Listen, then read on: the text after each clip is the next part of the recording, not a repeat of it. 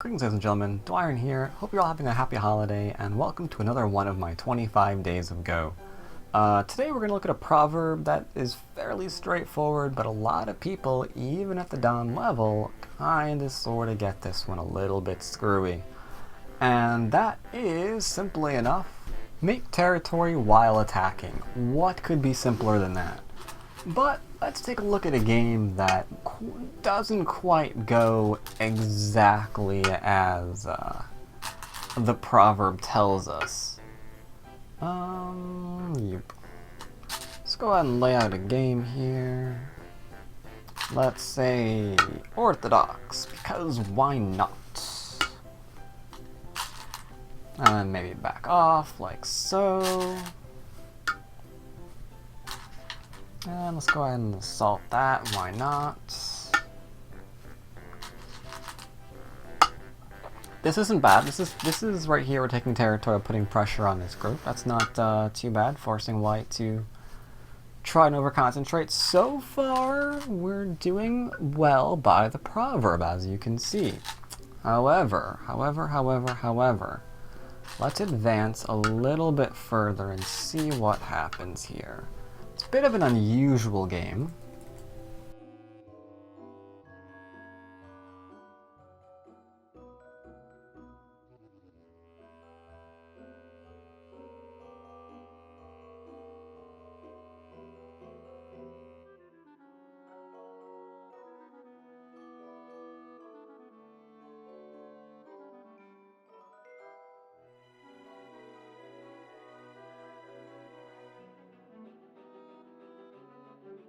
So as we can see on this particular board, we've got a lot of things that are going on right now. We've got like a bit of an unsettled area on this side, got some stones of whites in the center.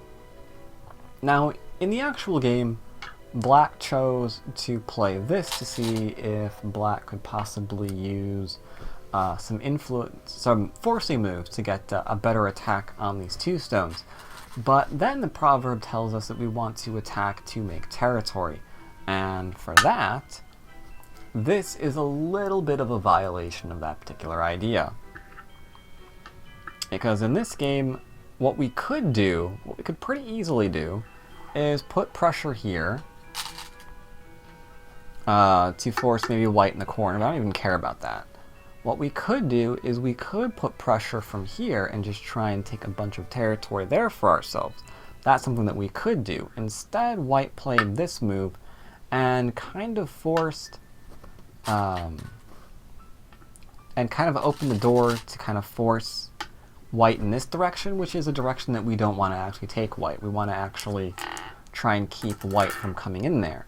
And a move like this, a move like this, that threatens to kind of make all of this territory, all this actually into territory, rather than here, which may force white to go into your territory. And that's not somewhere that you want white to be. So, did well in the beginning. We're taking territory by putting pressure on white. But here, the follow-up with the weak group, we're tempted to go and just go all out and kill it. But that's the impulse you have to be very, very careful of. Like, do you have a really good reason to be capping and trying to kill this entire thing? Or can we just attack for territory?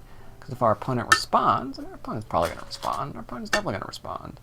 Might something like this, something like that, might something like that, maybe a defensive move here.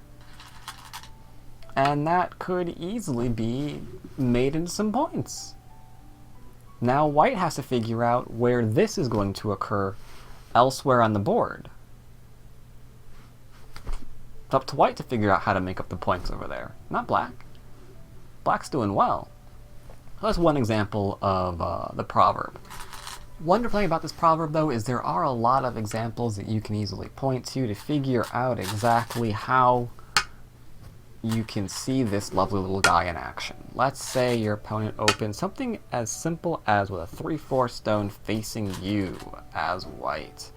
Well, we can actually approach here, because if our opponent pincers, we know, and I'm sure you all know as well, let's go over it again. I'm sure you all know that you have the option, for example, of going back and trying to build up something while you're attacking. You've got an area in mind that you're trying to take territory in while you're assaulting the stone. You're not simply going to say, alright, I'm going to cap you, and I'm going to just now try and kill you, because I'm sure this will go splendidly. Right? Rather than like betting everything on maybe this like loose 2-space, large knight, whatever the crap that is, extension. No, we could just go and play this move down here, get this off the board, and now if our opponent wants to jump up, well, good luck, because we're now threatening 2 moves simultaneously. We're threatening to enclose the corner with one, threaten to keep applying pressure and building up with the other. So we can absolutely, from this position, attack to make territory, which is why we never ever see this position played. If we do see this position played, I should say, it's for special reasons. Either just take territory down here, or to approach and get complicated down here. It's usually never to pincer and make a fight, because of how easy it is to make that territory. If you want to get even simpler, even the very idea of Fuseki, right? Even the very idea of a Fuseki like, let's say, even the mini Chinese, the idea of it is to attack and make territory. Like your opponent splits, and we generally apply pressure.